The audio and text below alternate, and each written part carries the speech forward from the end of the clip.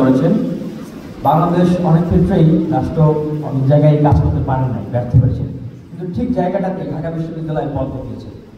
আমি মনে করি যে ঢাকা বিশ্ববিদ্যালয়ের শিক্ষার্থীরা যদি আমাকে মনোনীত করেন, ঠিক এই প্রশ্নের সমাধান না, বরং আরও অন্য অন্য যত প্রশ্নগুলো রয়েছে সেই প্রশ্নগুলোর সমাধান করার ক্ষেত্রেও আমরা পথ দেখাবো। আর সেক্ষেত্রে এটা খুব কঠিন কোনো কিছু না। যারা বিগত সময়ে ছাত্রলীগ করেছেন তাদের কমিটি রয়েছে, এবং যারা পদত্যাগ করেছেন সেই সময় তাদের ফেসবুক পোস্ট রয়েছে, এবং যারা এখনো পদত্যাগ করেননি বা ষড়যন্ত্র করছেন তাদের বিষয়েও তথ্য উপত্যকা সংগ্রহ করা সম্ভব।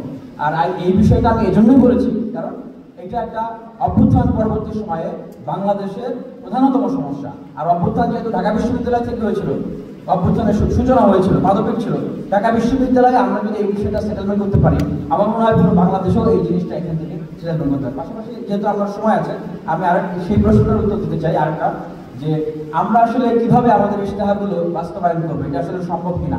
দেখেন, এই যে ডাকসুর এখতিয়ার কতটুকু বলা হয়েছে, এই যে ডাকসু নির্বাচনটা হচ্ছে, এটা কি শিক্ষার্থীদের এখতিয়ারের ভিতরে পড়ে? এটা তো শিক্ষার্থীদের এখতিয়ারের ভিতরে পড়ে না, এটা তো প্রশাসনের এখতিয়ারের ভিতরে। কিন্তু আমরা আমরণ অনশন করে, ফাইট করে, দীর্ঘদিন লড়াই সংগ্রাম করে এই ডাকসু নির্বাচনটা এখানে আমরা আদায় করেছি।